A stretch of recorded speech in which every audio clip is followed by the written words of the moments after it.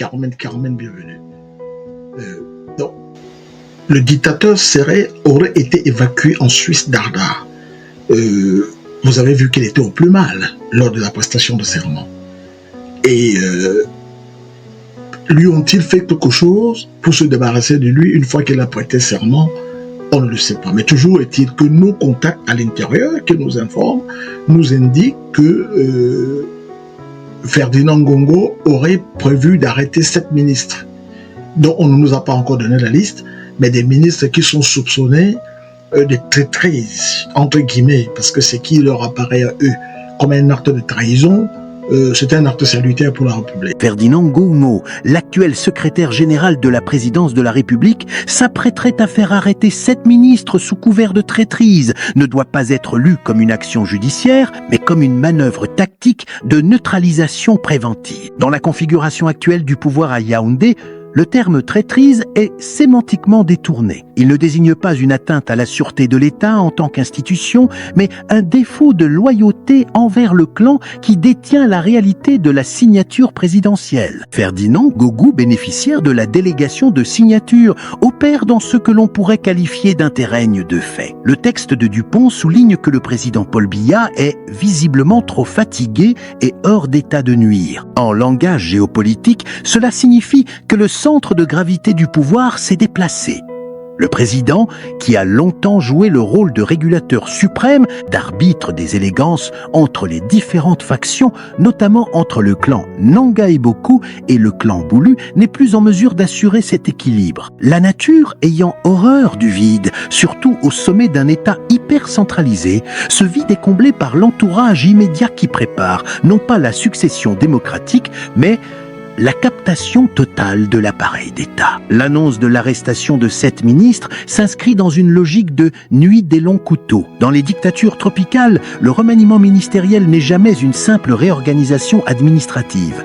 C'est une pure. En ciblant des ministres, le clan au pouvoir cherche à couper les vivres et les réseaux d'influence de ses rivaux potentiels. Un ministre au Cameroun n'est pas seulement un technocrate, c'est un baron local, un détenteur de ressources financières et souvent le parrain de réseaux dans l'administration et parfois dans les services de sécurité. Les arrêter pour traîtrise permet de légitimer leur mise à mort politique et sociale tout en envoyant un message glaçant au reste de l'élite, soit la soumission totale au nouveau pôle de pouvoir, soit la destruction. C'est l'instrumentalisation classique de l'appareil judiciaire, souvent via le tribunal criminel spécial, transformé en arme de destruction politique massive. Dupont évoque un avenir cataclysmique et un état de non-droit.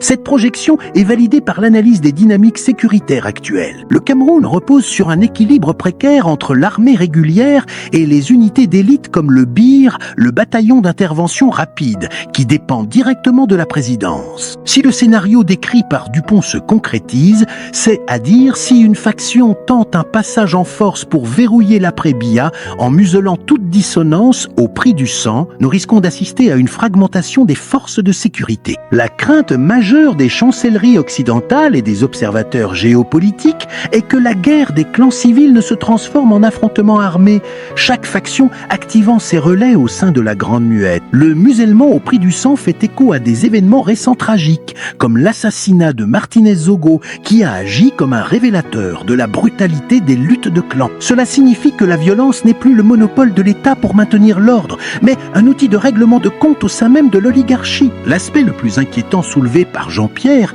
est la notion de complot fomenté en prévision de l'après-Biya. Nous sommes dans une configuration typique de fin de règne, comparable à la fin de l'ère Bourguiba en Tunisie, ou plus tragiquement, aux tensions ivoiriennes de la fin de l'ère Houphouët, mais avec une intensité décuplée par les crises sécuritaires existantes au Nozo et à l'extrême nord. Le complot ici n'est pas une tentative de renversement du président actuel, mais une guerre de positionnement pour s'emparer de la clé du coffre dès que la biologie aura fait son œuvre. Le fait que les voix se délient, comme le note l'auteur, est paradoxalement le signe de la fébrilité du régime. L'omerta se fissure parce que la peur change de camp, ou plus exactement parce que personne ne sait plus qui détient réellement l'autorité légitime. Cet extrait de Jean-Pierre Dupont bien que court, résume parfaitement l'équation camerounaise actuelle. Une vacance du pouvoir qui ne dit pas son nom, une instrumentalisation de la justice pour purger les rivaux et le risque imminent d'une dérive violente. Le Cameroun se dirige vers une zone de turbulence extrême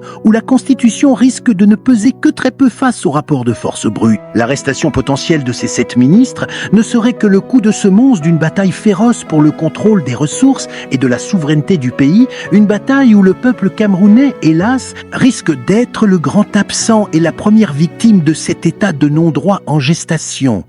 Ce n'est plus de la politique, c'est de la survie darwinienne au sommet de l'État.